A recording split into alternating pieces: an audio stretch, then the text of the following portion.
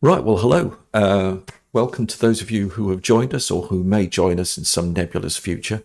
Um, Welcome to our Thursday night group. There's three of us. Marcel can't join us this evening, but we have Ingolf and James and myself, Graham.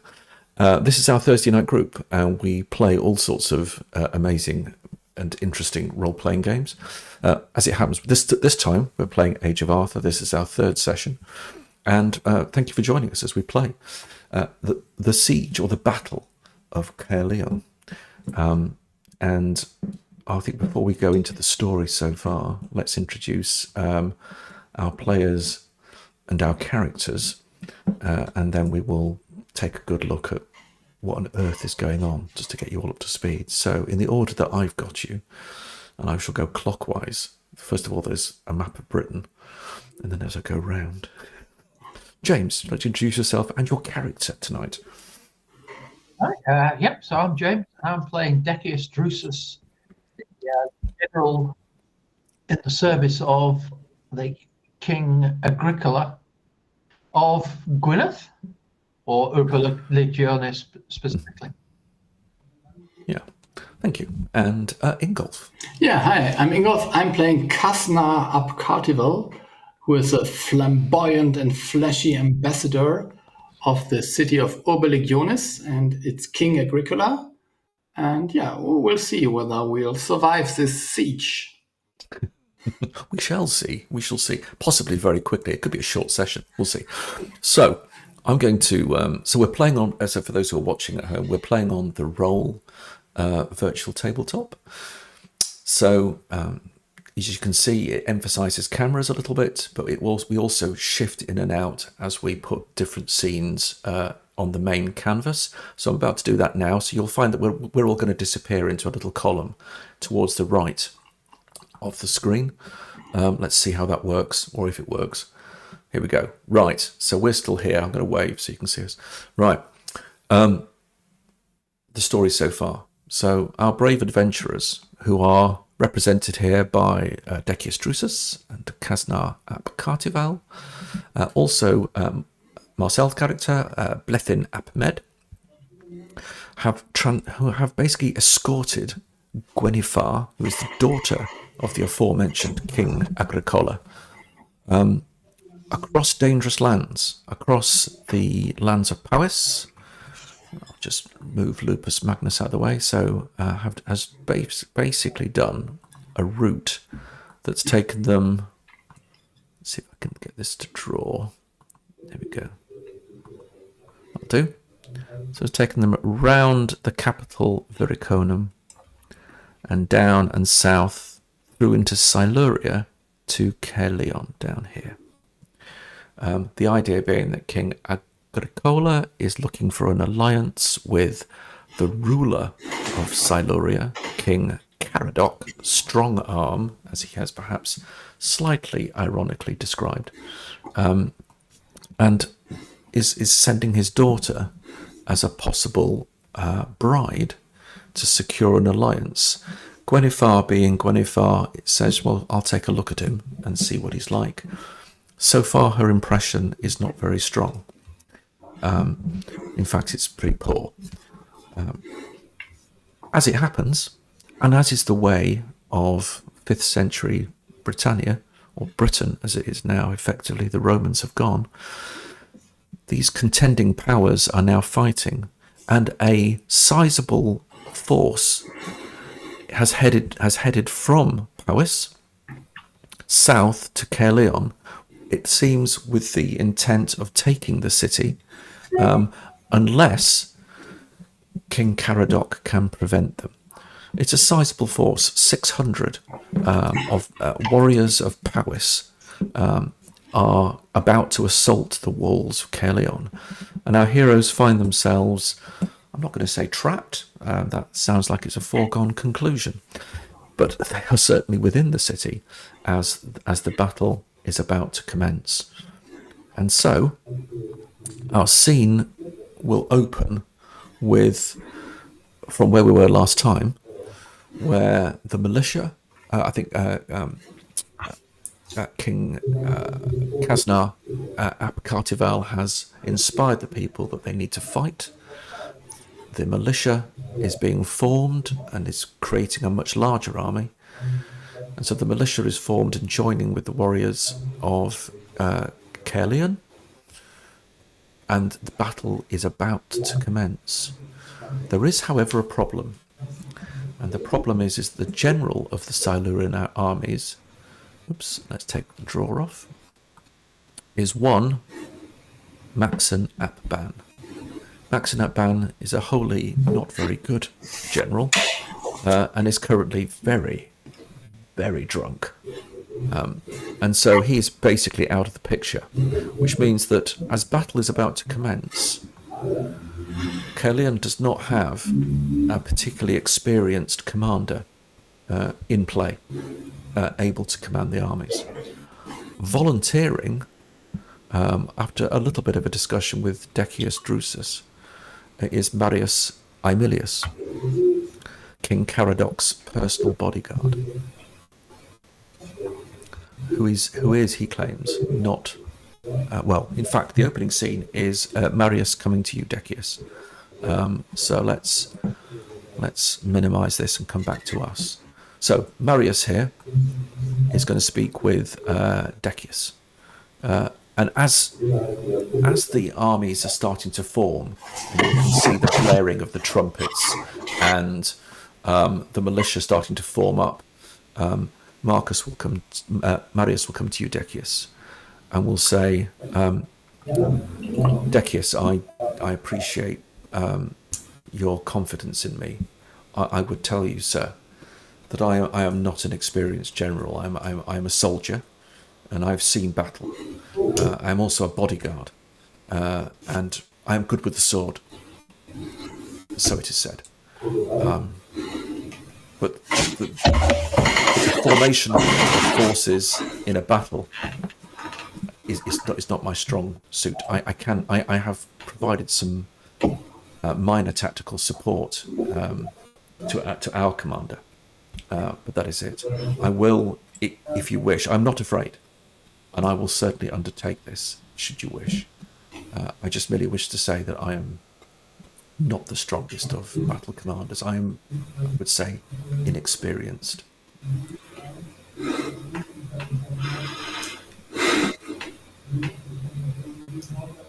You're on mute, James. I think you're on mute, James.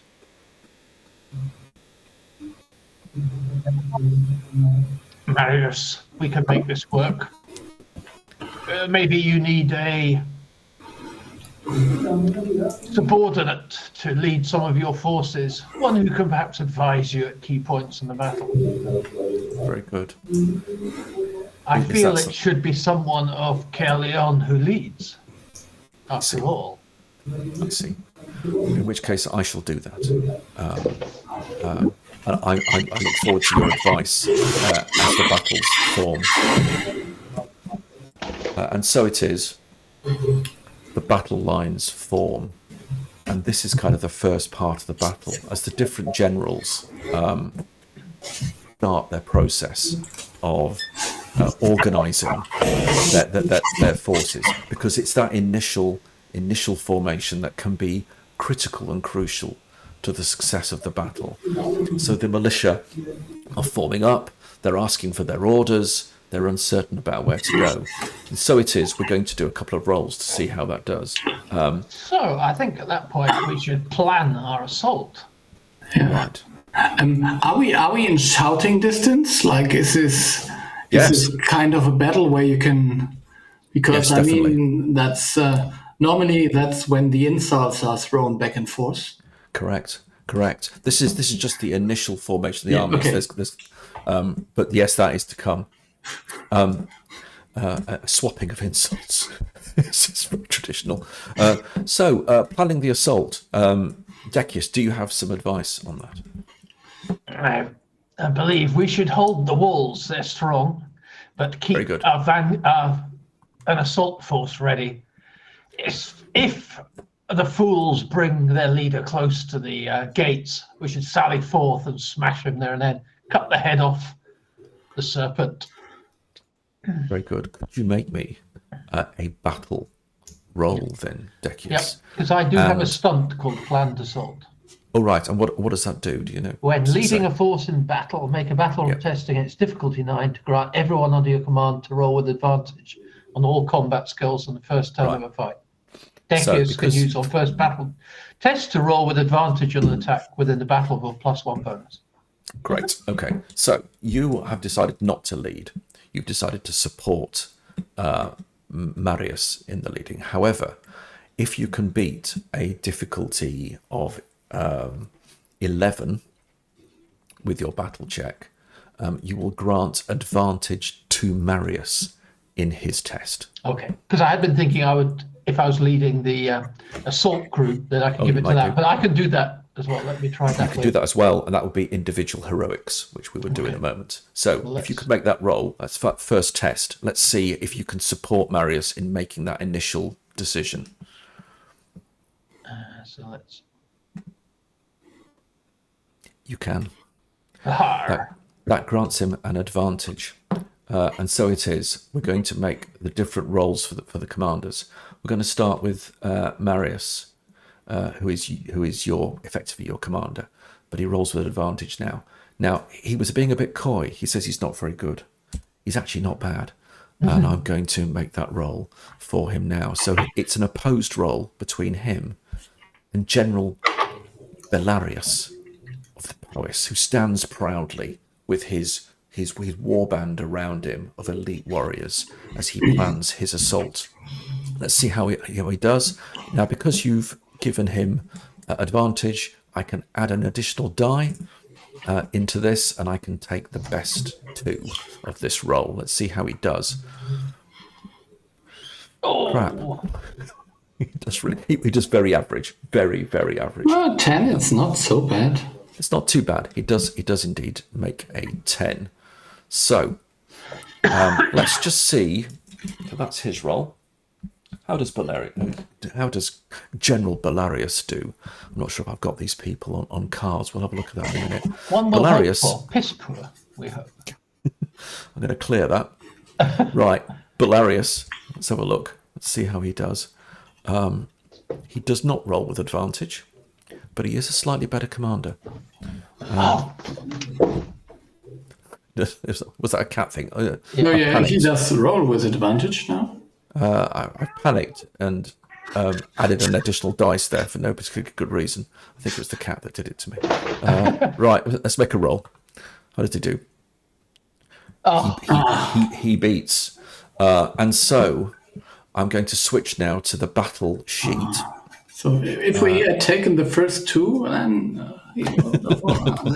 So I'm going to say that I think you can. Hopefully, you can see the sheet now. I'm going to say that the enemy army of Powys has got a. I'm going to say they've got an aspect. No walls are safe as they spread around and look to try and overwhelm using their numbers. And I'm going to put brackets F because that's currently a free tag, a free aspect. You already have a free aspect, which is defending crumbling walls, as you indeed rightly said, Decius. So that's the initial manoeuvring. And now we get to, the fight of champions.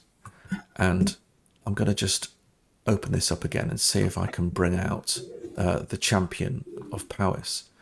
The question will be, who is going to be the champion of Caerleon? So let's just see if I can find... Have I got him here? I'm not sure he's up. There he is.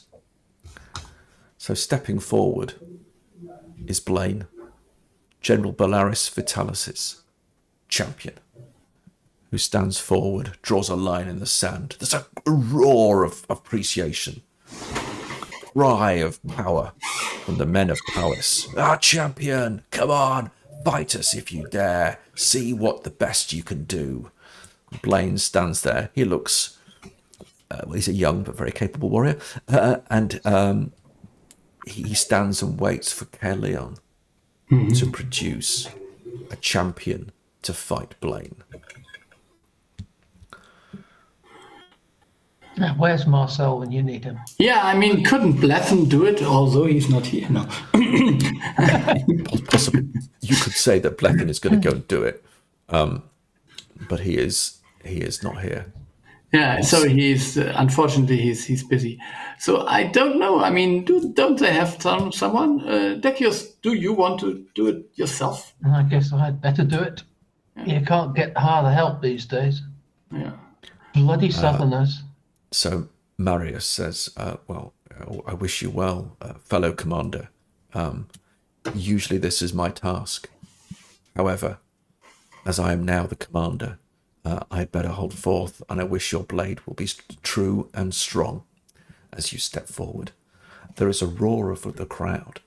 The militia who sort of opened the gates to allow you, Decius, out on your own. There's a great roar of appreciation. And from the walls looking down at the army of Powys, you stand forward. And as you turn back, you can see them at the top cheering you. Their spears aloft. Decius, Decius, Decius, as you step forward. One-on-one combat with Blaine. Yeah. Champion. So when is the time when it is appropriate to insult someone? I mean, I could do it all the time, but maybe now it's a good... You could do that. You could absolutely do that.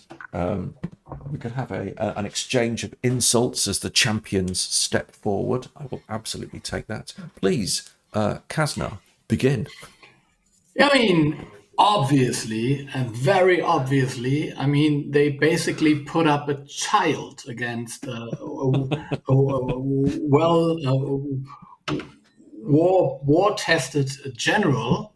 And I mean, like all this childish folly they are doing in attacking this mighty city with this, let's call them farmers, maybe.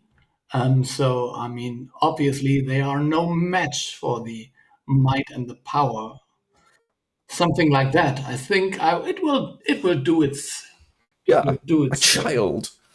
General Polaris himself will step forward, I'm going to say, and say to you, you will find that our child, our young man, has the vitality and power to take out this aged general that you bring out, a poor cripple, in fact.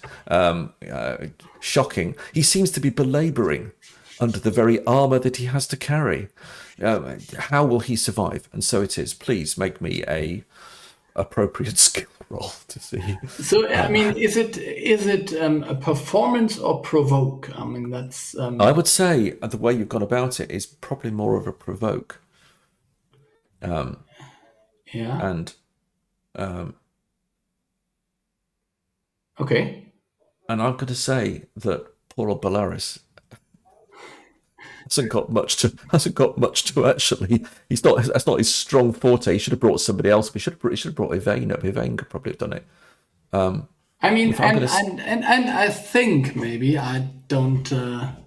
I think I would invoke my words are more cutting than a sword aspect. I mean, this is. In fact, yeah. No, I love that. And so you would need to spend a fate point for that. So spend your fate point. I am going to say that actually I'm going to call out Yvain. I'm going to find Yvain. Here she is. It's Yvain that has said this. It makes much more sense that it's Yvain. There she is. Advisor to the King of Powys. Yvain is part of this army. She steps forward and says, yes, the old man of Caerleon has come out.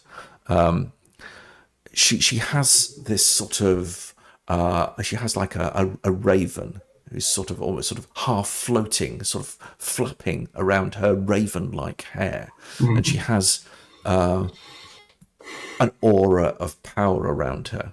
But the bottom line is you are swapping provokes. It's an opposed check. So let's see how you do, and I will see how I do. I need to add a +1, but where do I do this? So if you go up to, how would you do that? So there's add ref. Can I do a +1 there? try that. There is a custom, and if and add the custom one in there. Yeah. Okay. So let's see. Now, a stunt gives +1, or What does the stunt an say? aspect got. Okay, does it get me advantage? So an aspect, if you've used an aspect and invoked it, that gives you a +2. A +2. So then I will +2. Then it should be a +2. Yeah. How could I forget this within 2 weeks only? I mean, come on. That's fine. So yes, aspects are a great part of this game. They're really powerful. But I think it's referenced. So now I'm rolling a 2 versus, but this is not. Okay. No, this is not. What you can do? Okay, so stop that. But you can click on buff, roll buff. That's where you want to do it. Yeah. So you click on the plus buff and then add the custom there. Yeah. Sorry. Okay. So I see. It's a while since I've used roll, to be honest. He says, grasping his tea nervously. Yeah, that looks fine. Oh, that's a 14. That's pretty good. Okay, so I've only got a +2. You're probably going to beat me unless I spend an aspect. Now, I only get, so in this opening scene, I get 2. I'm going to spend 1 aspect point, and Yvain is going to use vengeful against all slights and insults, which I think is about perfect. So she's going to do that. So she's going to make her roll. That gives her a +2 as well. Come on, that is. And let us see what that becomes. I'm going to actually bring us back so we can see this roll all the better. Here we go. No, it does not hold back. And there's a wavering. There's an exultant cheer from the walls as Decius stands forward. Clearly, he is going to win.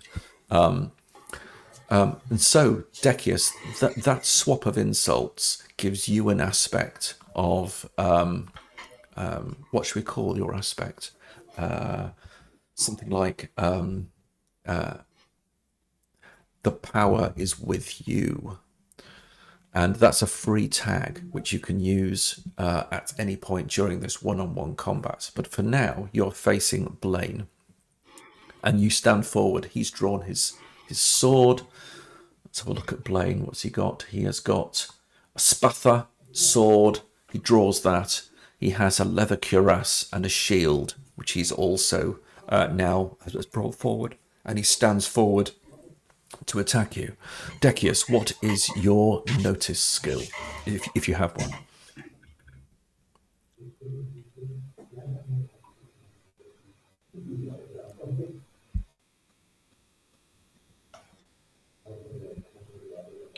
And you're currently muted, James.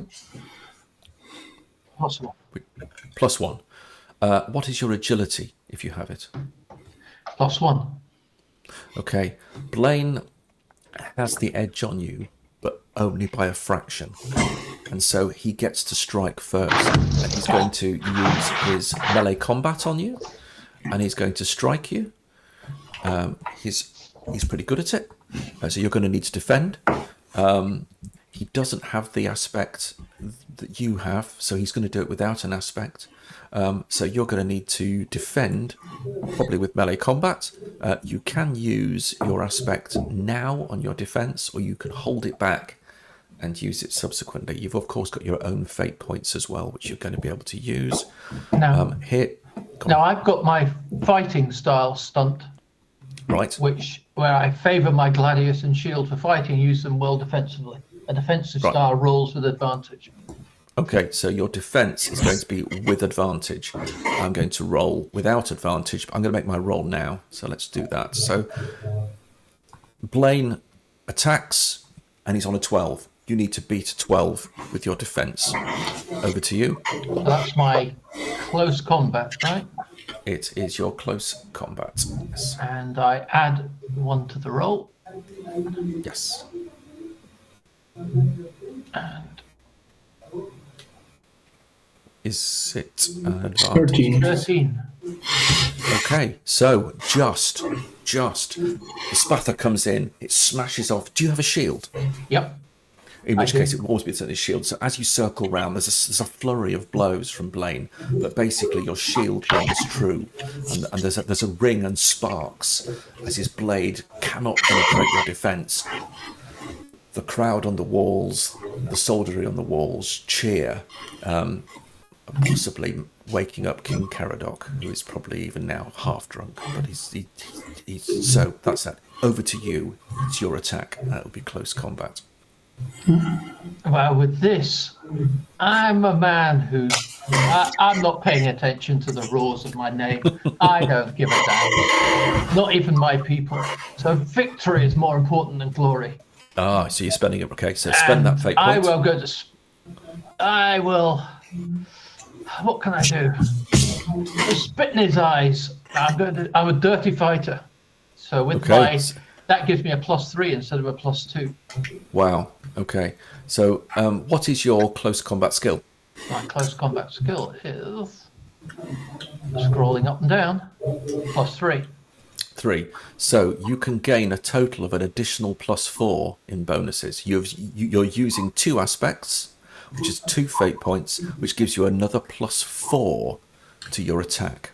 Oh, but shall I just use the 1? Because otherwise I'm going to run out of fate points. It's exactly up to you. You can I'll choose use to the invoke. 1 and use +3 then. Okay. All right. Do that. So, Dirty fighter. Fighter. Right. So what did you say to add the extra +3? So what you do is, there's the buff plus in the roller. Yep. If you click on that, it right. comes up with a dialogue, and in the custom, add an extra 3 in there. Here we go. Fingers crossed. Okay. Oh, 13. 13. Okay, his defense has to be as good as that. Let's see how he does. He makes his roll. He readies it up. He's got nothing. He hasn't got any aspects to use. Let's go. You get through. You get through with 4. So you have 4 damage plus yours. Is it a spather that you're using? a Gladius. Gladius, how much is that? That's 2 damage. 2. Ignore 1 armor. Oh, right. So that's 6. Just plunge that Gladius straight in there. 6 and that's 5. He needs to take an aspect. He's got leg wound. You've gashed him in the leg. It's smashed off his shield, but it's dug into his leg quite deeply. He has the aspect leg wound, which is one that you can tag for free. We now go into the next round. You have the advantage. There's a cheer from the crowds again as you basically just forget the sort of chivalry, if you like, of combat and confuse him. And by confusing him, you threw him off and your sword bit deep. But now he's going to try and take you down. And he will make a further attack with his close combat, with his spather. He hasn't got anything aspect wise, so clear that. His attack is coming in now. Let's see how good it is and see what your defense needs to be. Bear in mind you've got these things. Okay, he's on a 13, so his 13 is his attack. You need to match 13, preferably beat it. Have a think about, you've got a free aspect invoke, which is his leg wound, if you want to invoke that this round.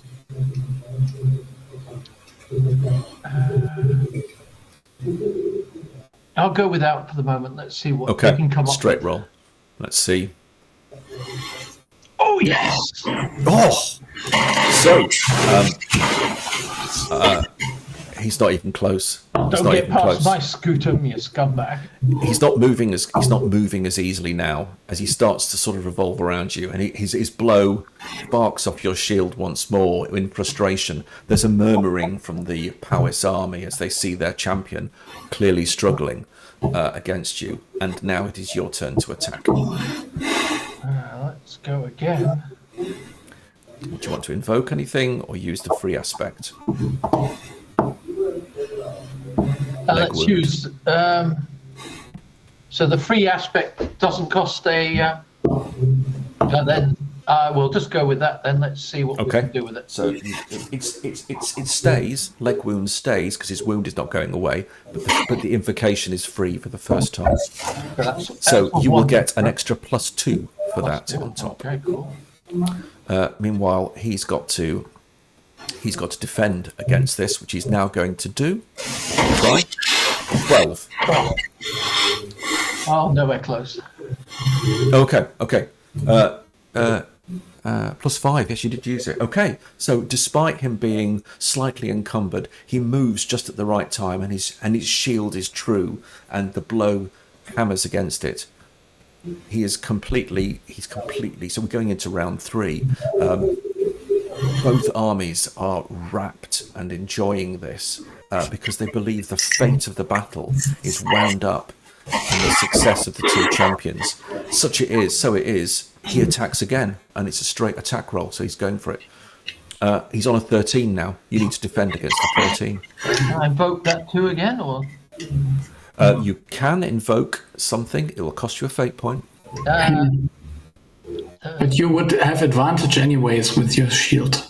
Yeah, I'm just going. I've got to roll a 10 though out of it. So Well, if you've got I will do advantage, that. you can add a d6 in. So rolling with advantage is you roll 3 dice. Yeah. And take that's it. Lovely. I need 10, 10 off the green. So let's, You do. let's try it. It's- Let's give it a go. Oh no! Oh,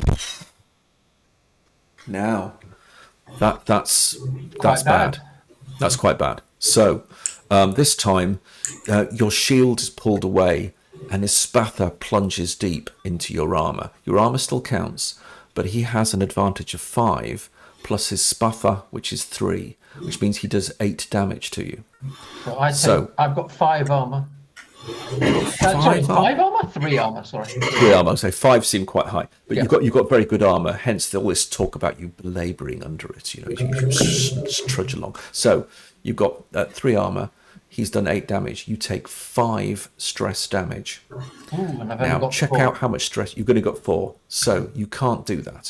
So what you need to do is use a light consequence.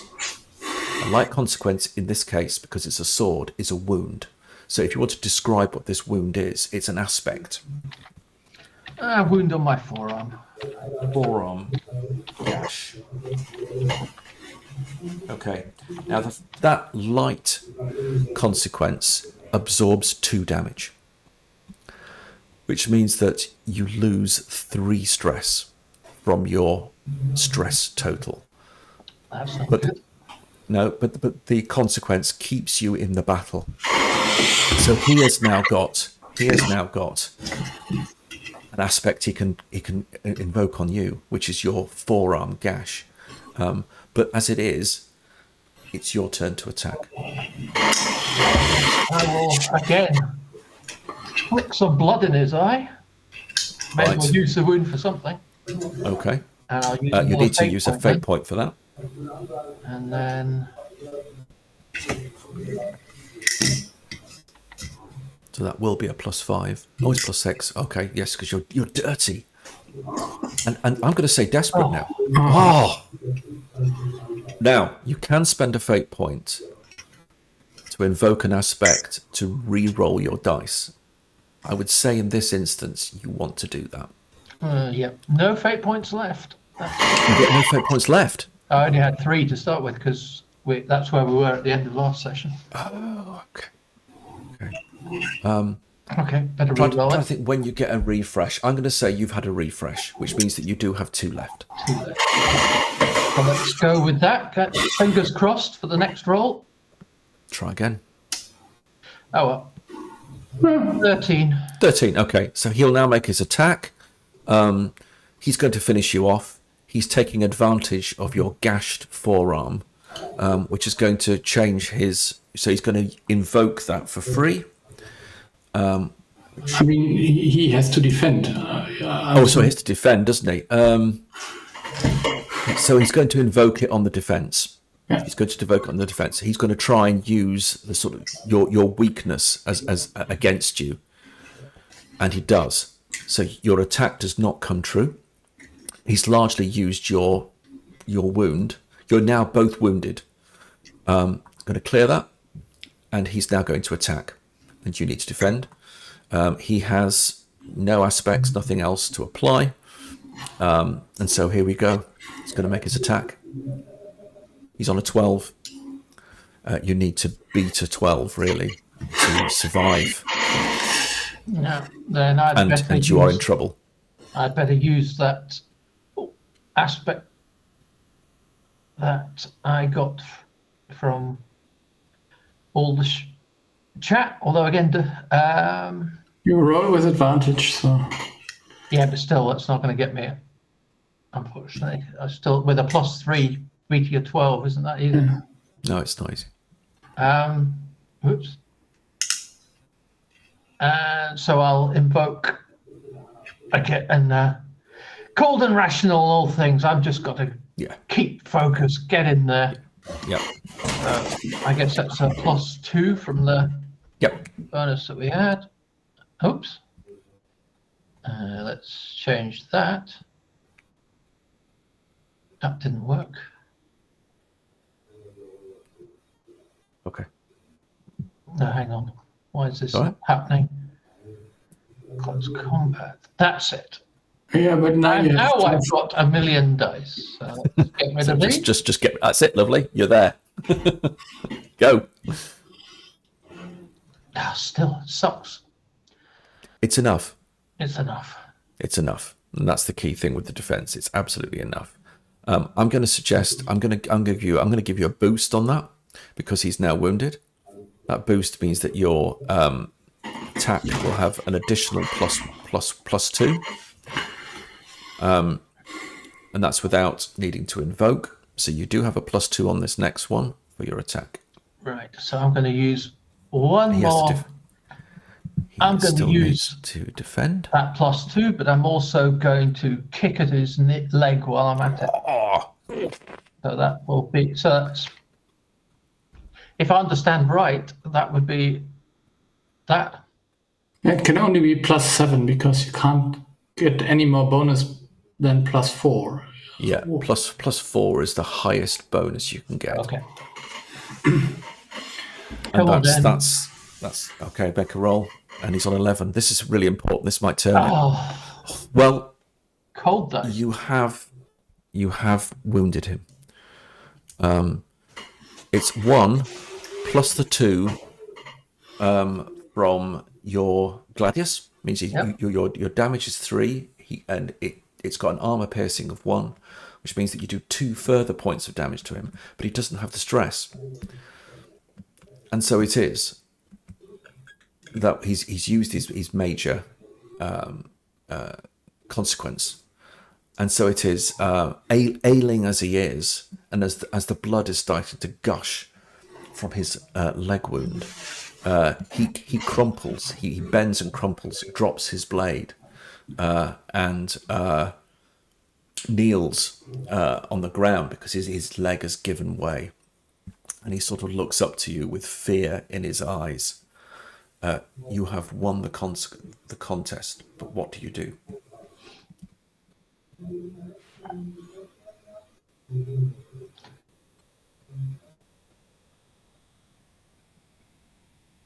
Whelp, you see you backed the wrong side. Take yourself and tell your king this is a warning of things to come. Head home while you still can. A huge cheer erupts from the walls as their heroic champion, who is victorious, returns to the city. Now this gives a further aspect for the battle, and your aspect is it's going to be our swords are stronger. 3. This is all going to play in to when the battle actually commences. So you've got that now as an aspect for the army, because of your heroic deeds. Now, before the battle commences, insults have been given, champions have been have clashed, but there's always a power always the power of magic. And Yvain steps forward, and she steps forward from the ranks of the army of Palace. And the raven that was sort of fluttering around her raven-like hair now flies into the air, and her eyes milk over, and with a flourish and a cry, mists start to emerge from the ground and roll towards the walls of Caerleon in a great show of her magical power. Is there anybody who has anything? I do. Magic. Sadly, I don't get. I've got 1 fate point left and 2 stunts. But let's use this now. Magic resistance. Spend a fate point to attempt to use the willpower skill against magical skills to neutralize the effect of magic. It can be used to counter a magical effect as it is being created, and to end magic that is already in place. Wow. It's just his cold logic that does it. So even as the champion of Caerleon is returning to the walls, you turn, Decius, and see Yvain evoking this animistic power as wisps of mist start to curl around you. Let's just see if you can nip that in the bud completely. What has she got? She's pretty good, is Yvain, and yes, it is the Yvain. No, I can't do that. Let me just go back to my other sheet. Let's have a look. Okay, let's see how she does. Let's clear that. So her magical power is 9. Let us see. Come on. Yes. 15. Get out of here. Get back, witch. And the mists immediately, as you turn, and with your logical stoic Roman take, it completely silences the mist. The mist just dissipates instantly, and she recoils, screeching at curse you, and she steps back. So you have a further aspect. Yeah. Go on, sorry. Yes. Yeah, I would just maybe, wouldn't it be the perfect opportunity just to throw another insult at her? Yeah, you could do that. It would be opposed. It would be opposed, so it could go one or two ways. I strongly agree, but I really wanted to be biting satire, so I would invoke a fate point or use a fate point to actually make her feel it. Oh, okay. And what does that do? It does physical damage instead of... Wow. So let me just check that difference there. So I rolled a 9. That's 6. She crumples. She crumples to the floor. Not only has she been affected, but the mists that she was summoning envelop her with a strangling feel, and she is effectively, she's effectively carried off with the mists wrapped around her neck. Then I will shout to the king. Can you not see the portents? Can you not see what fates will befall you in this battle? Get yourself away. And with that, General Belerius of Powys shouts the command, the trumpets blare, and he says, "Now taste steel." And they attack. It is battle. It is now round 1 of the actual battle, and so it is. The assault has begun, and your forces are arrayed, and so it is that. I think anyone can do this, unless I need to just see if I need to give this sheet. Let's see if I need to share this sheet. Viewers, editors, give to player. No, I think I can give the sheet to you. Editors, only you. Viewers, everyone. No, I can't do that. So your army is effectively smaller but better, and you've also got 3 aspects which are free at the moment for you to apply. Defending crumbling walls. Our swords are stronger Thank you, Decius. And the earth speaks for us. I've put as effectively Kasnar's and Decius's combined rejection of Yvain's power. They have no walls and are safe. And they're making an assault. So you are on +3, but you've got 3 aspects that you can invoke. Because you've got a +3 skill, you can gain an additional +4 maximum, which would be using 2 aspects. So you don't have to use them this turn, but they're available to you. Now, which skill would I be using at battle? So the battle skill that you applied was to support Marius in that initial deployment. On this particular role, for the actual battle itself, it's down to the armies themselves and their skill as they clash. And so you are on a +2. You just are on a +2. Sorry, you're on a +3. My apologies. I'm on a +2. So I'm going to... But Valerius... I mean, is it the same modus operandi? So we go, there's an attack, and then we kind of parry, and then there's no. counter attack. So in battle, this is actually a straight opposed roll. Oh, okay. So it's to sort of simplify it. It's a straight opposed roll to 2, but it can be multiple rounds. So I'm gonna say that Bellaris Vitalis may be recognizing that all is not going well. Their champion is defeated. His witch has been cast aside. They could even insult better. He's going all in. He's going all in for this first assault.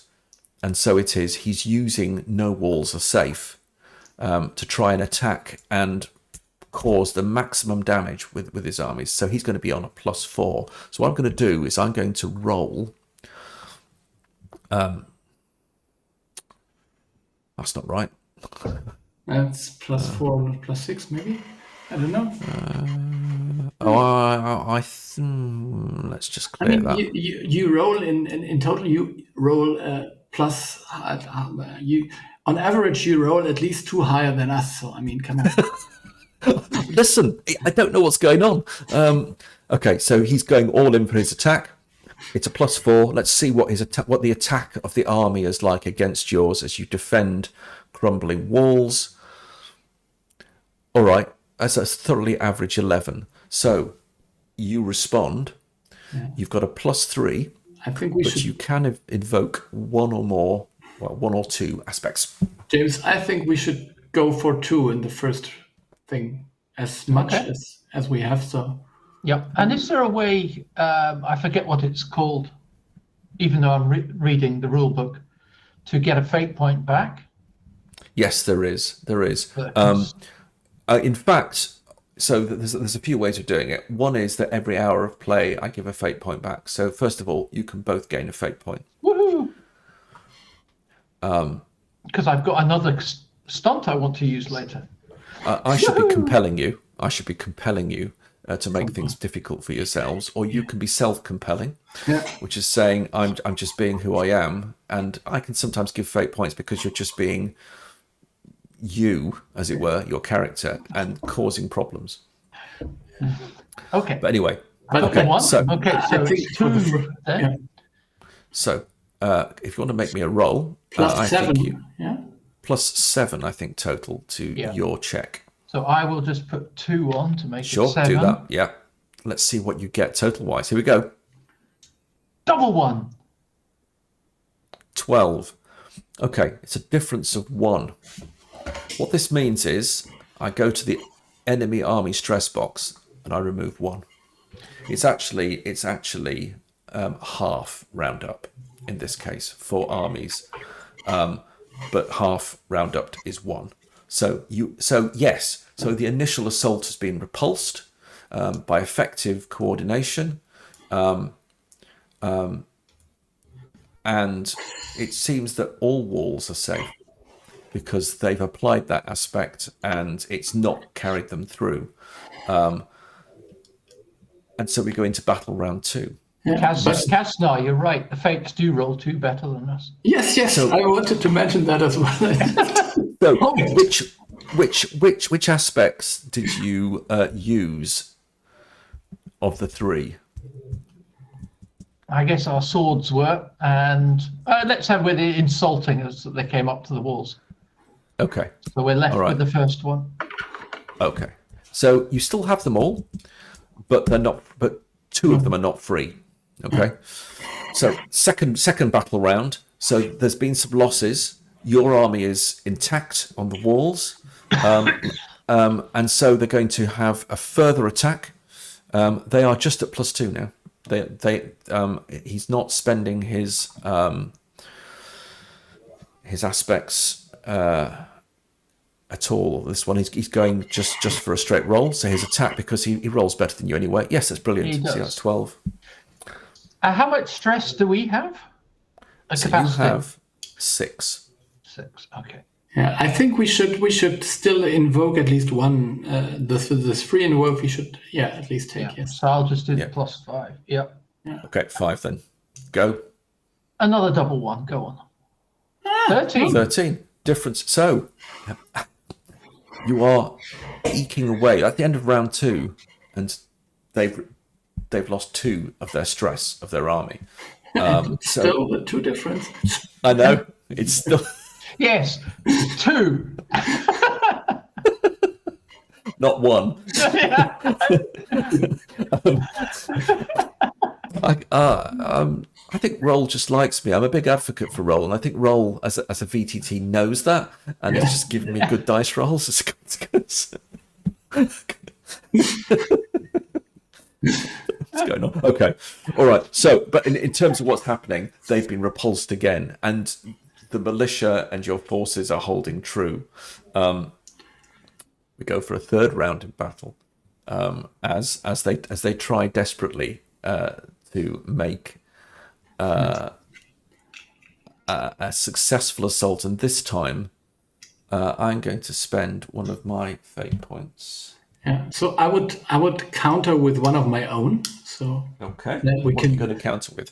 Yeah, I think we should really insult them when they come close to the walls, because I mean, they will fail a 3rd time. It's 3 times a charm, but not for them. I mean, right. Obviously. Okay, so use that. I'm going to use man who would be king. That's Belarus. He believes that he's going to be king of this place, and he's going to take it with his forces. So he's spending a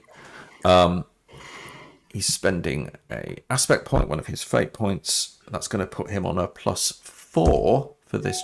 Not a +6. Sorry, +2. That's better. Confirm. There we go. I got carried away there. I'm going to clear that. Sorry, and do that again. I'm going to add 2. And let's see if they can assault successfully now, because he is going to be king. Oh, that's 9. more like it.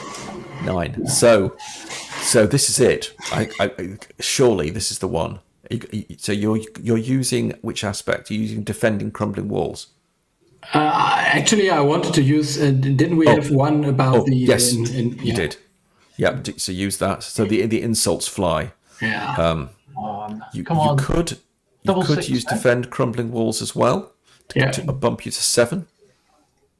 Yeah, I mean, come on. I will get another fate point, so then we have +7. This is free. I think this one is free. Is it free? Do you have one left? I think we used it already. Did you use that? So, you've used it. I'll get rid of it. So I think I use this fate point, then I'm out of fate points, but we have this wonderful +7. Again. Okay, so, go. Come on. Go for it. Come on. 9. Kasnar, you know the dice are cold.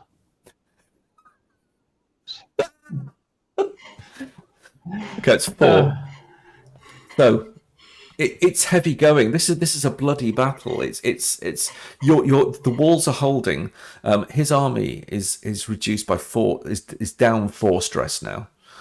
So just to explain, the difference was 4, and in battles it's halved is the stress damage. So hence it's two more off the total. So flaming arrows fly, blades clash, walls are assaulted, gates are pounded, but Caerleon holds as you continue to fight. Yeah. So, Bellaris, I'm going to say, is dismayed. I'm giving you effectively an extra aspect, and it's called Bellaris is dismayed. And his uncertainty, I'm going to make that a free one for you. That uncertainty is starting to filter through to the forces who are struggling to get through. There may be crumbling walls in Caerleon, but they are holding. And so we've got is it fourth or fifth round? I've lost track. I need a round tracker clearly on this sheet. Yeah, I think it's maybe I think we have 3 rounds. This is the fourth round. This is the fourth round then. We have one damage, 2 damage, and then 4 damage. So it's. I mean, there's no set time, but I'm going to say that each turn is about half an hour. Yeah. And so this is a 2-hour battle. It's exhausting. So if I wanted to, for instance, self-compel myself and say, now my doom is action and style, and somehow I get this thing that we are winning, so I will throw myself in battle, not only standing on the wall, but fighting there because I'm definitely. In which case, you can make me a heroic stance and make a roll. If you make that roll, it's going to be difficulty is going to be 11. Yeah. You need to beat. Then you will give an aspect to your side that is going to be a free first tag. What are you going to do, Kazna? What's your thing? I think I would just. Obviously, we need a little bit more morale. So just to and I think I could walk out playing like. Just like with the. I don't know about the walls of Jericho, I suppose, but come on, let's do the opposite. Okay. I can play our walls stronger. Go do it. Yeah, okay. Make me a roll. That is a thing, isn't it? Yeah, and 11 is your difficulty. So I didn't do it. That's good. Yeah. Okay. Well, thank you for that. Anyway, let's see how their attack does. I'm going to roll 12 now and get a critical. Obviously, I'm telling roll what I want, and let's see what I get. Oh, it tried. All right, I'm on a 10. You still have Bellaris' Dismayed, which you can use to give you a +2 for free. You should. So let's do that. So I'm going to do that. So therefore it's a +5. So let us. Come on. We know the dice are cold. But... Yes! 5. That's 3. Okay. On that, Bellaris sounds the retreat, and his forces withdraw from the city in disarray, leaving many dead on the walls and by the gates of Caerleon. And they depart. There is a cloud of mist around them as they depart. But after 10, 20 minutes, the sound of battle diminishes as the final forces that were on the walls are defeated. Individual battles finish, and then the army dissipates into the hills of Powys, or into the hills of Siluria, which is where we are. You have won the battle. Could have gone either way. Victory! Yeah. It's great. That's great. So I don't want my character to suffer ill fate, but somehow is there some obviously negative consequence when you walk out in battle? It's just I failed the test and that's it. Oh, you did fail the test, didn't you? Yes. I'm going to suggest that you'll take 2 stress. But Okay. but to be honest, over time, that stress is going to recover. Okay. So, but that is because I only have 3 stress in total. 2 is much. So, I mean, that's okay. Yeah. Almost got me. Yeah. Having marched out through the gates, shouting insults which led to nothing, Decius is just looking at you like, what? I think the stress must be the embarrassment as you trudge back through the walls. I would say that I walked out and they retreated. Come on, you saw it. The 300 armored men behind you had nothing to do with it. No, obviously not. So, let's head back to our scene here. Good. Let's put the gladius away. See, those fancy moderns, Spatha, overrated.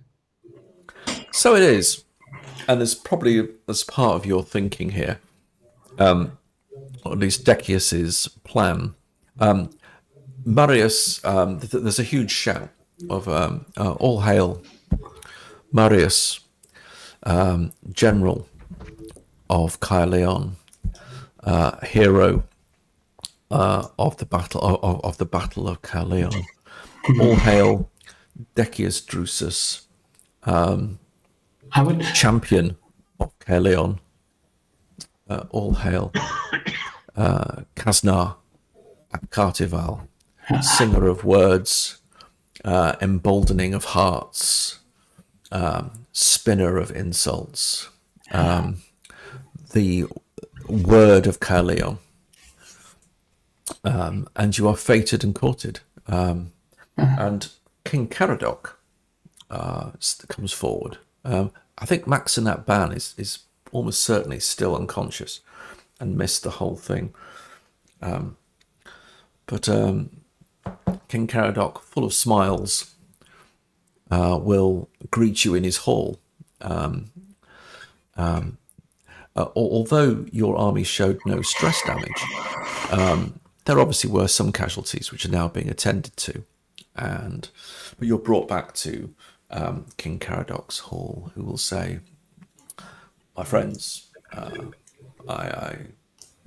you have fought well, and you have supported my commander," he says, Marius, very ably. And I'm sure our defense would have been all the more difficult were you not here. And so it is, you are fated and welcomed here whenever you wish. My thanks. He says, popping a piece of chocolate into his mouth. Yeah, swilling some wine. That's okay. So I keep my thoughts to myself and thank him for his kindness and for his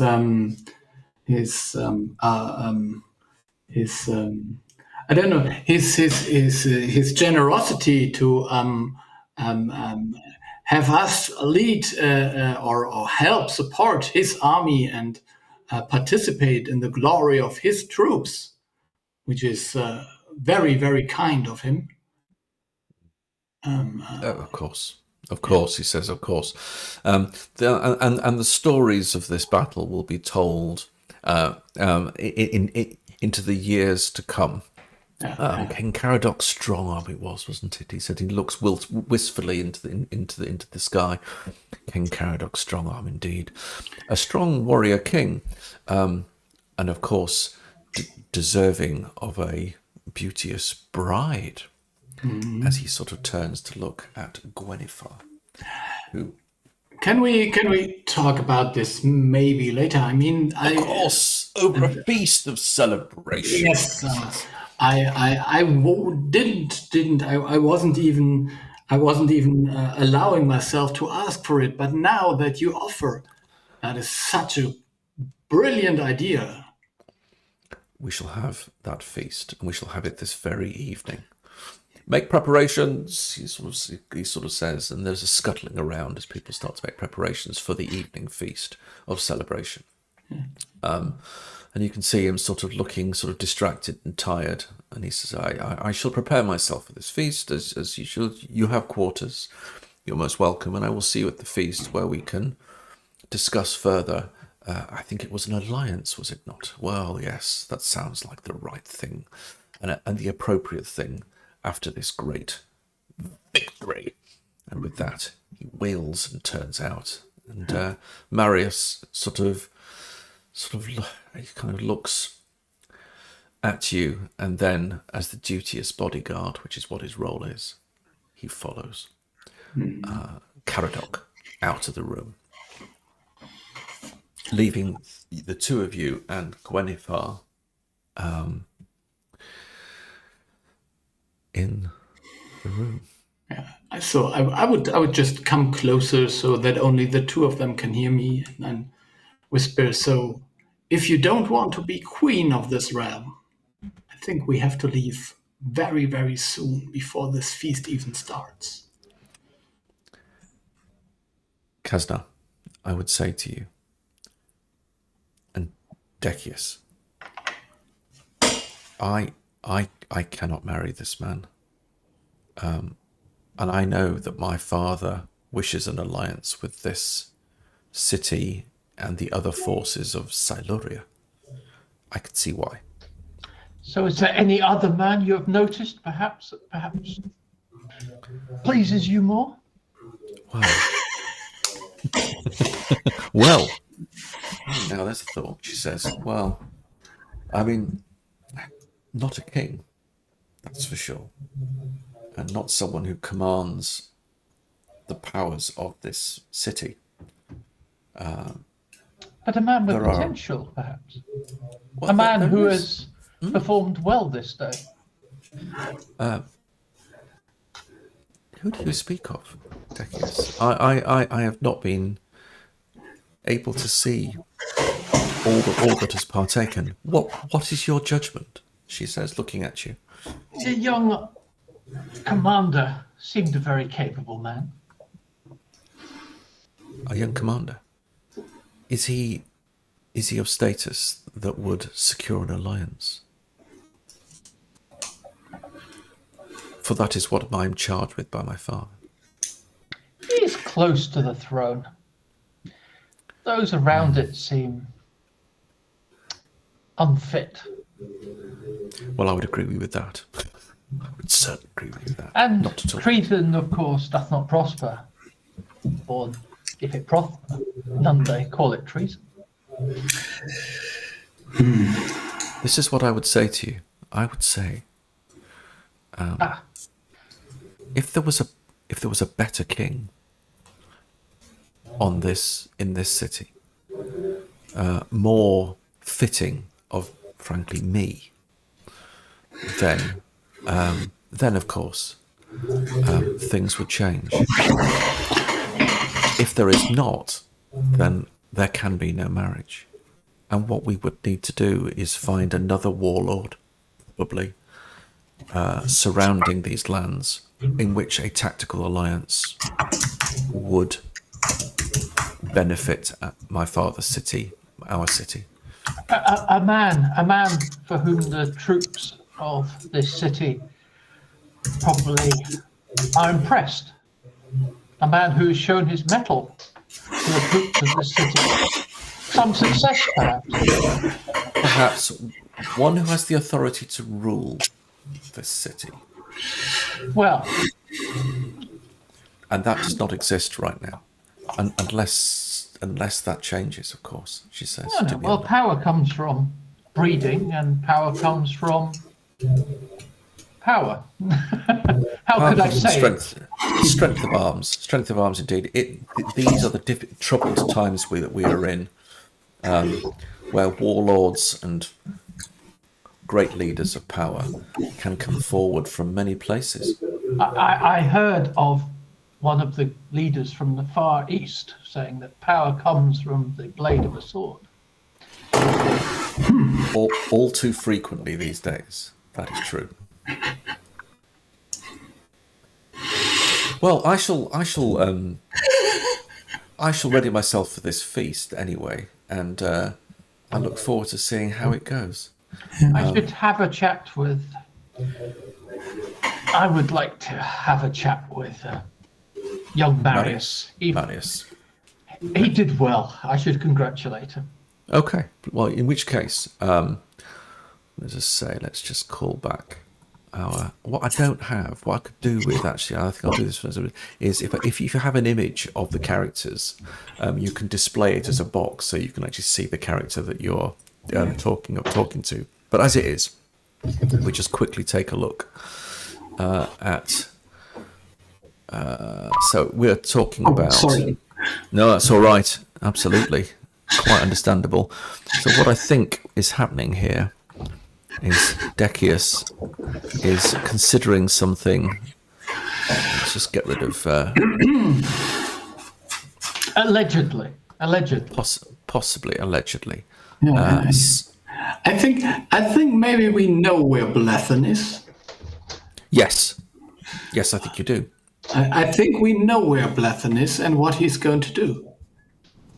And so we don't do it because we are the good guys. I mean, hang on, we are?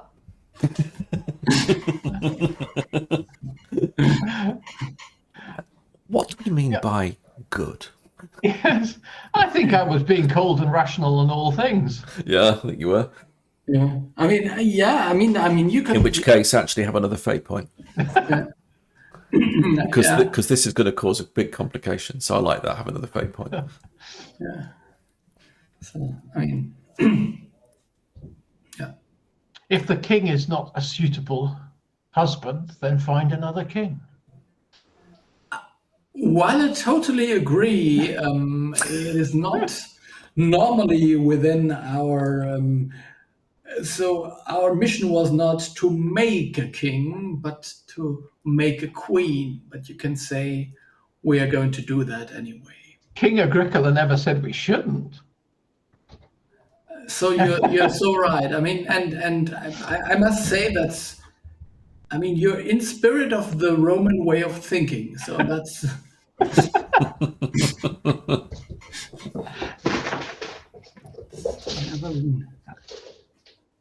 Okay. Well, I mean, there is going to be a feast. And Yeah, I was thinking that maybe, sometimes one of those who got captured escapes, maybe, yeah. and who was held as some kind of a toy by a king might want to take revenge on said king. That are things that are not unheard of. So how would you go about doing this? Yeah, I think there is this. There was this captured werewolf. There was. And There if was. if that werewolf was going to meet the king alone, let's say, I like your thinking, Kasnar, because I know the king does enjoy a fight with gladiators. yes, It does. It would need persuading to do this. He is currently incarcerated in the gladiatorial barracks, but he could be approached. You'd need to decide who's going to do that. Would it be Blethen? I think I guess so. In fiction, we could actually say that Blethen was talking to him Yeah. all the time already. So Yeah. we basically set this up in a way, not knowing that we are going to set this up. But well, it's called retconning, I suppose. No, that's absolutely fine. I think of all of you, Blethen has that connection with Lupus.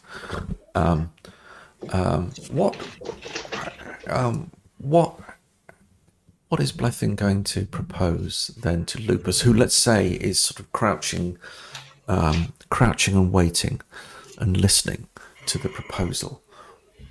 Lupus is now in human form, as is Blethen. Lupus would say, well, my lot is not great as a gladiator. And I am being continually used, I suspect, until I'm defeated. Such is Caradoc's will.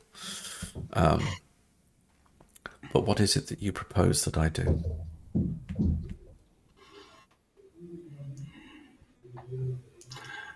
I mean, if you come near to the king, you could solve this problem, and actually some kind of problems that the Fey creatures have with this king by don't having him be king any longer. I have no loyalty to this king. Yeah. I care not for this king. So, but if you maybe, I mean, if you were in the position to kill the king, and we could help you escape for helping us kill the king, then we could. The king has a fearsome and very strong bodyguard. I would need to get through the bodyguard. Do you want me to kill him as well? I think that bodyguard might be somewhere else at that moment. Ah, I see. A deception. Not at all. Not at all. Sorry. Not there. And I suppose, I mean, as far as I understand that maybe the Fae have sided with powers because my king and also this king maybe not treated them right all the time. I see. But I think that could be changed in the future. If you can get me out of these barracks, get me to the king's palace, and get me close, I can do the rest. And I will trust you to get me out. Yeah. I think I can get him out. So I as Kasna can get him out. Okay. How do you do this? I think we would just be very open and say that for this feast in the evening, the king wants his favorite gladiator to be there as well, and I'm the one who was ordered to fetch him. Okay. So you do that. And the warden of the gladiatorial school listens. Make me a skill check. Your difficulty is going to be 11 to persuade warden of the gladiatorial school to allow one of their gladiators loose, particularly one as inimicable, violent, unpredictable as this clearly fey-like wolf creature. Yeah, but I mean, could I maybe just I don't want to talk in game terms, but maybe if we could agree that this gladiator will follow me in shackles, and I have some kind of key for them, then maybe it would be easier for him to accept that. I think on that basis he will consider it. Make me a check. What skill are you going to be using? I think this should be deceive, because I think that's the skill for Correct. such a deception. I think so. Yeah, but And you do have a good skill in that. I could just see you've got a 3 there. I'm all out of fate points, but this is not a problem. I mean, I will. We have always rolled high here, so. Oh, how come I couldn't beat a 5? So yeah. God. Yeah, I'm sorry. He does not want me to go with him. It's too dangerous. The gladiator you have chosen is so unpredictable that I cannot risk him being in close proximity to the king. I understand your thinking. I understand what you're saying, but no, No, I just don't think that's. Yeah, okay. I understand what you are saying. So I think the king will be pleased to hear that you wouldn't allow it. I think he will. I think your king is known to be a very reasonable and rational man. He sort of looks a bit, sort of looks at you and says, "Yes, yes, yes. That's right. Yes, those are the very words that I've heard spoken oft of our king." Yes. So I think I would just pat him on the shoulder a bit, like, okay, you have it coming for you, but I'm sorry. No, it's fine. It's fine. It's the way it is. It's the way it is. So yeah, okay. So we'll have a maybe I'll wink at the at Lupus, and then I will come back later with another plan. Okay. So All right. And so Does that plan involving rolling dice, Kazna? I'm not sure whether we should roll dice. So maybe we should just stay with the fiction very strongly and just yes. not worry about rolling. I don't want to tell that actually, yeah. So Graham never rolled below a 5. Well, note I didn't make it an opposed roll with his willpower. Yeah, that wouldn't have. Oh dear. Yeah, I bet if I play on this, I'll do crap. But whatever. So yeah, okay. but no problem. I mean, I failed. I will get some other way to get there. Okay. Well, what is that other way? Time moves on, and the hour of the festivities and the feast in the great hall of the king, Caradox Hall, Yeah. Caerleon, is approaching. Yeah, I would actually so if I go directly to the king, yeah. So and just maybe talk to him and ask him if we don't want to do our a staged or not a staged a final fight here for the festivities of his champion. You mean a gladiatorial clash even within the feast? Even within the feast, yeah. And I was going to fetch your champion here as a surprise for you, but as you know that your guards are so careful and modest and forward-thinking that they said to me, I cannot do this without your explicit permission. Of course. I will ask you. Can you give me a letter, a permission to fetch your champion so that he can fight here this evening with our champion, with Blethen? He's thinking about it. I would say it's probably an insight check. It might be from you. Yeah. Okay. Against King Caradox's willpower, which might be better than you might think. Let's just see. So let's just make this is going to have to be an opposed roll to see if the king will acquiesce to your suggestion. He will. Here he is. Certainly, he will. Okay. Well, let's see how he does. Let's go back to. He's considering it. He's considering it. Is your bonus 2 better than Caradox? Let me just have a look. But I have to say I'm going to win because it's 1 less. Okay. Yeah, I'm sorry. Yeah, you've got no hope. I'm trying for my luck now. So this is. So, but you know what? I can change the color of my dice. Maybe that was. That might do it, but you need to be at 12, or maybe match a 12. 12. So yeah, that's only an 8 I have to roll. I mean, this could be an 8. Okay, so you match. It's a tie. On a tie, he's concerned about it. He says, "Well, I would need. Yes, I will agree to this. I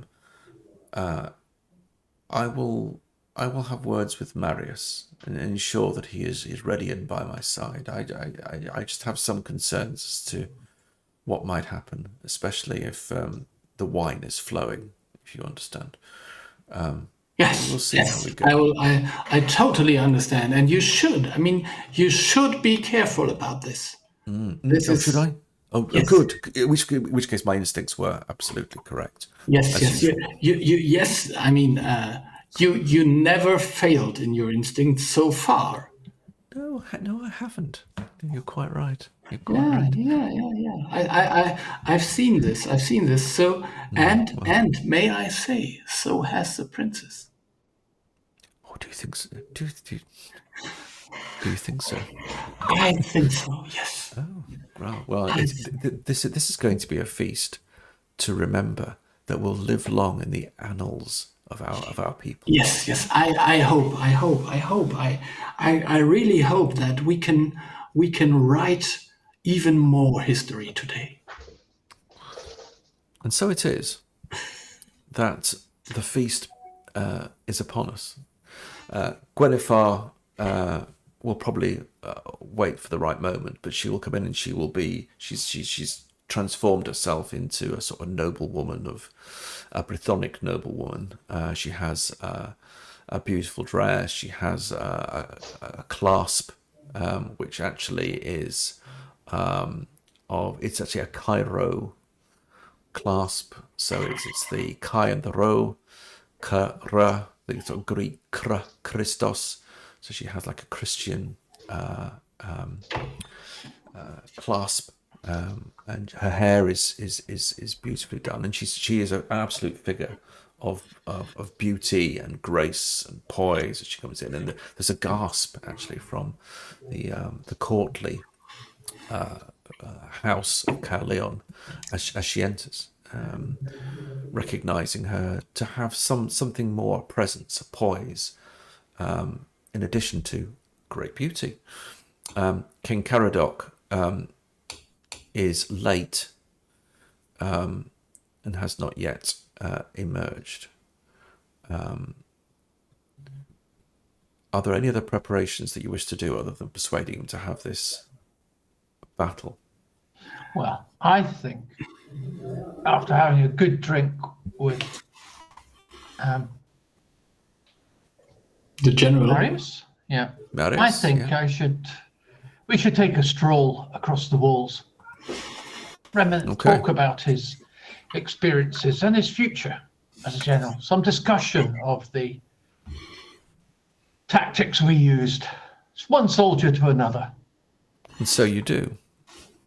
And so you do. And so Marius will, so he says to you, well, yes, it was a great, but I have to say, I will say that it was your assessment and judgment of the balance of forces on the walls, placing them at the right points at the right time, given their attack strategy, that I believe carried the day. I did what I could, but I think it was both your judgment in terms of the battle and, of course, your individual prowess and skill at arms that made such a difference to the battle. And I think without that, but Marius, no false modesty. No false modesty. You're a man of experience. I saw it myself. And the men would not have followed me, a foreigner, because their loyalty was to you. I merely provided some tactics and experience. well, The men looked to you as their leader. They did, and they responded correctly. He seems a very serious man. He thinks about it deeply, and he looks out across the wall at the detritus of battle, the sort of broken blades, and even now still some of the bodies being carried in and stripped of what useful armor they might have. Some talk about how the burials will take place and where they will take place. He sort of looks at the scene beneath him and says, Yes, they fought well, and they fought for Caerleon. Exactly. You know me, Marius. I'm a man of few words and not necessarily warm. I talk straight. You know, once I travelled to Eboracum and I found that they were men of my kind. They're men of few words in that part of the world. But, you know, I tell the truth to you. I say to you what I saw. You're a fine leader for this city. The Thank you. army stood behind you, and that is why we won. I do believe that I have a better chance of commanding the armies than Maxon at Ben. And if the king, my king, Caradoc, could be persuaded, I might take up the command of the forces of Caerleon. I don't push myself forward, you understand, but I would note that Maxon ap Ban has still not emerged from the drunken stupor that he was in earlier. I don't want to speak ill of him, but I would say he has failed in his duties. So yes, if there's anything that you can do to promote my cause as a military commander with my king, then I will not hesitate. The current commander we would not have won with him in charge. There's nothing I could have told him that could have swung this battle. No, I do not think so. Your purpose here, though, was not to fight a battle, as I recall. Happenstance, that is what has happened. But did you not come with the Lady Gwennifer from Legionis? How goes that? Well, will she be our queen? Between you and me, man to man, soldier to soldier, you know what princesses are like. I'm not sure she's convinced. He sort of looks at you very levelly and says, No, I don't. Well, I'll let you tell me. I've been in her service for some time now. And her father hangs on her word. He will not force her. And I'm not sure she is convinced. No. But we should not talk of things at such a moment. That is a matter for another day. But, you know, sadly, because I feel after what has just gone down, it would be ideal for our kingdoms to have an alliance. Would put Powys, make it very difficult for Powys to ever attack the city again. Would fall between two forces. It would be a great alliance for both of us. It would. But the daughter will marry, the princess will marry who she marries. Of course. And she, I think, looks for a more active man, a more serious man, I think. I see. Who am I to speak for a princess or for my king?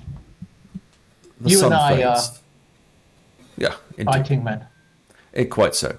The sun fades. The feast is upon us, and I have specific orders from my king to stand by his side during this feast. And so it is. I must away. I will be a vigilant observer to this feast. But well, have you had not enough of these fripperies? Have another drink with me here. So you can try to persuade him to do that. He has got an aspect which is an oath to protect King Caradoc with his life. So he is drawn by that oath. Is it? Let me be the devil's advocate. Is it an oath to protect King Caradoc or the king? Well, the actual wording I put in the scene aspect. Oath in King Caradoc. Ooh, that's so sad. Yeah, I know. It's just legalese, of course, but I think Marius will take that incredibly serious. Seriously. That's fault of the youth. Yeah, as always. Yeah. Furrowed brow. But no, I was told. So he's going to try and resist your attempts to persuade him to dally further with wine and discussion of battles, instead to fulfill his oath. So he's going to make a willpower check, which of course I will score a massive number on. Here it comes. Yep, it's pretty good. I don't know. But I say, for those watching at home, I hope you're keeping track of the numbers I'm rolling, because they're consistently brilliant.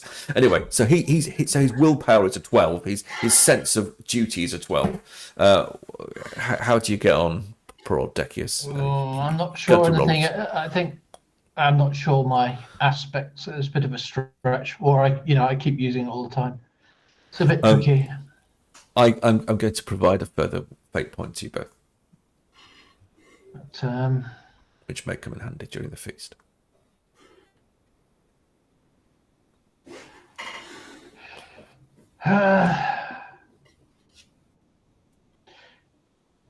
Is there any way I can stretch it to saying that it's always a risk, but that victory is more important than glory? Is the fact that I'm happy for a king to die for the success of diplomacy?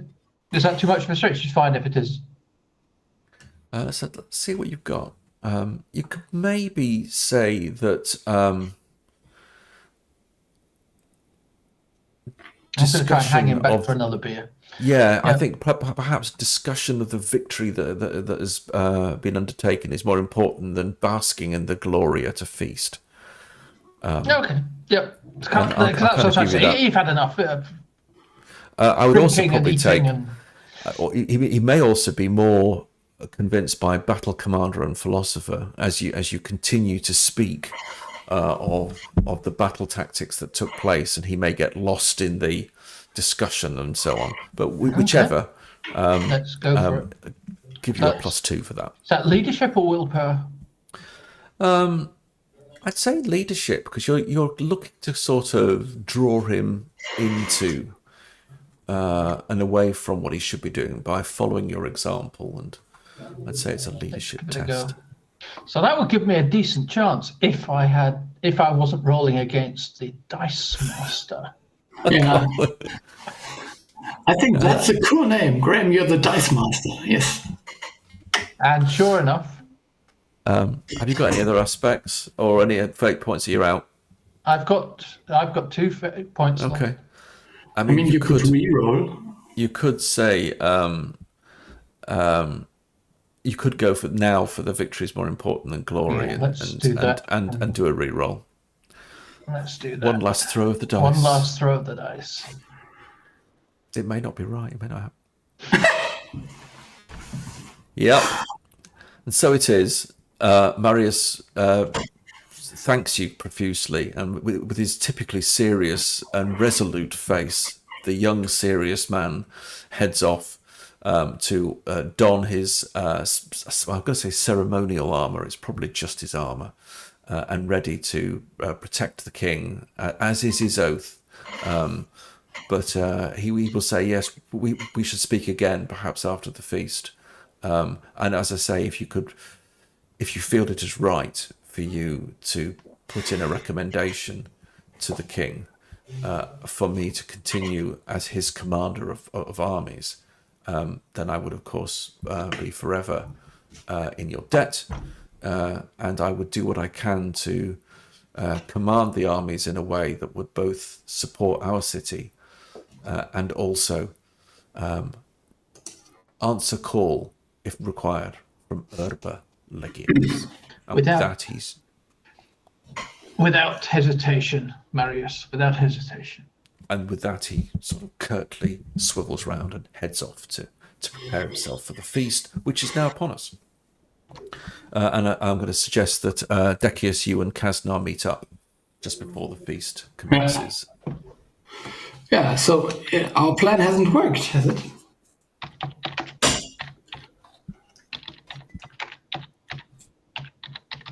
Nope. Yeah, so the only thing I'm seeing now is I'm going for a double ploys or something to say. Yeah. Yeah. So I mean, if you can't win, you have to increase the odds even more. Oh my goodness! Right, you're doubling down. My God. Yes. Okay. Yeah. So I'm looking forward to this. yeah. So I mean, I wasn't it suspicious. I think I should ask the king if I can. Well, he's preparing, I suppose. That your general was out. Your real general was out. Out drunk at the moment, the very moment this army arrived. Is that's Got not to what I admit, heard. it's suspicious. That's not what I heard. I heard that my general commanded the No, army. he was nowhere to be seen. Well, Marius here, and I mean, Marius should be there as well. I mean, he would. then it was the gods. It was the gods then. Of course, Marius very much is there because, of course, he's undertaking his duty. He's standing sort of resolutely, and So casting his it eyes was not across the the crowd. gods commanding. It was your very fine young commander Marius here. And he sort of turns. What is this so, Marius? Did you command the armies? I was busy preparing the palace for a possible assault. I did not know this. Is that true? Marius would probably just turn to him and say, circumstance required me to step forward, my lord, and I did undertake the command of the armies only because Maxen Abban was not available and was not to be found as the battle took place. Most regrettable, but I managed to carry through the orders, and we were triumphant. And he sort of steps back, sort of. He almost looks a little bit embarrassed. And I think I could. I mean, couldn't I just talk him up a little bit and I do a nice performance? Just, I mean, and I don't even have to lie. I just No. have to just state the obvious. Your chief in command was so drunk that it is even not unreasonable to think that he might be in cahoots with the enemy. I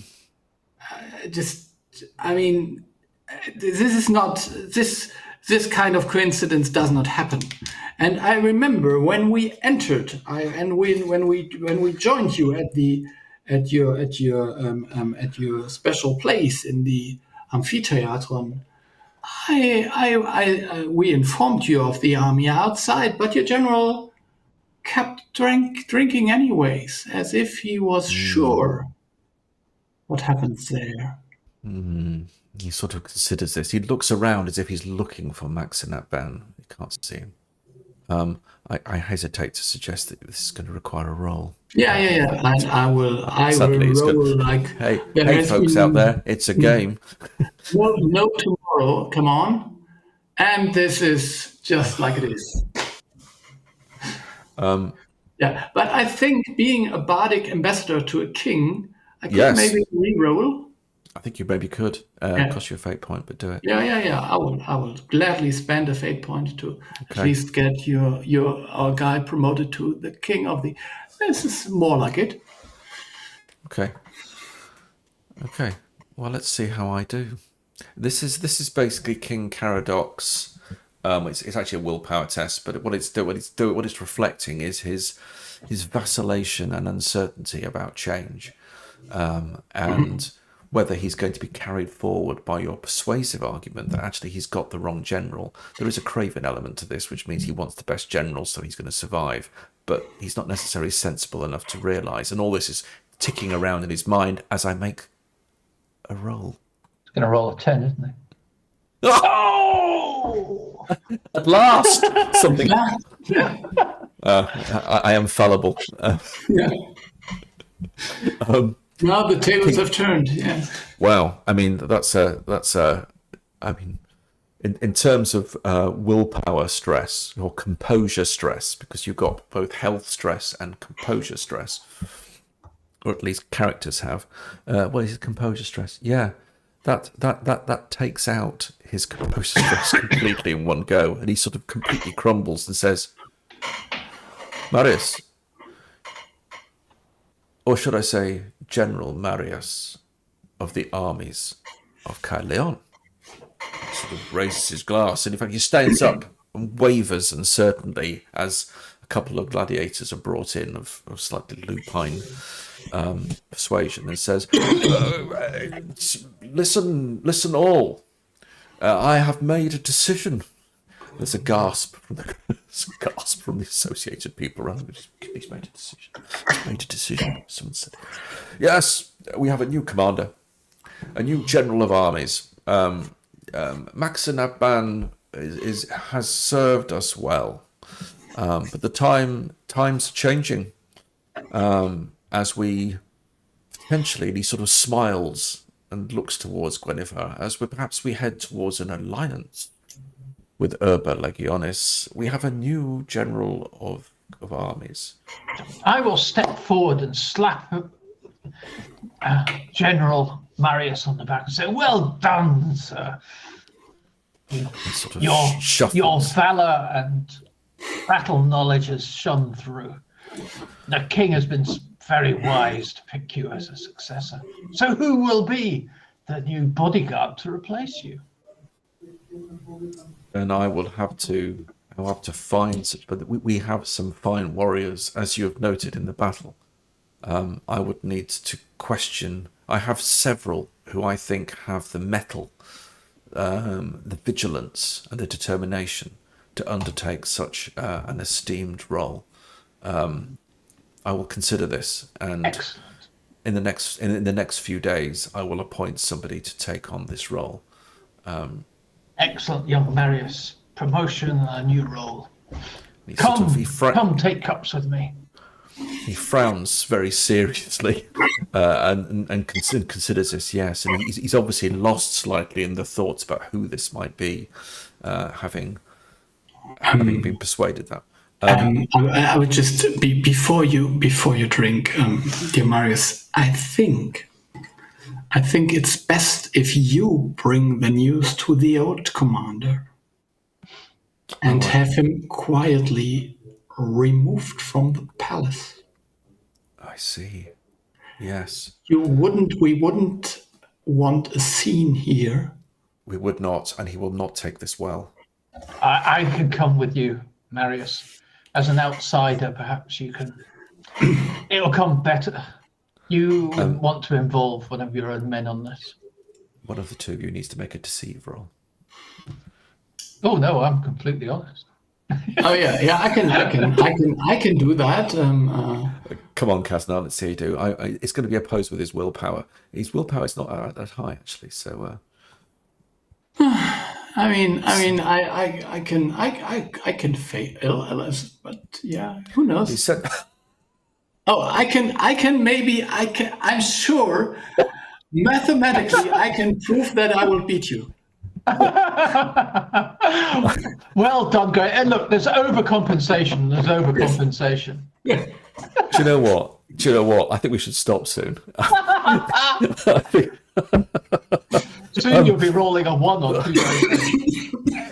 In fact, what I'm going to say, we're coming to 2 hours. So what I'm going to say is, so Marius agrees. He agrees completely. And yes, Decius, let's go and do that.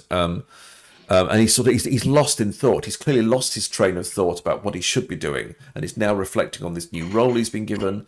And with a curt bow to one or two of the people, he leaves with you as this this gladiatorial battle within the feast commences. And on that note, as you and Marius heads off to secure this generalhood, and events are going to start taking place at the feast. Next time, we will find out exactly what happens in the feast of Caerleon after the great battle won by, well, Marius, we might say, but actually Marius, yeah. also by your good selves. And so there we are. And so thank you for those at home who have been watching. It's been another Thursday night session of play, and we'll be back in a couple of weeks. So if you want to carry on seeing us, I'll put out something, and you'll see us again in a couple of weeks' time. But for now, thanks for watching. And see you again soon.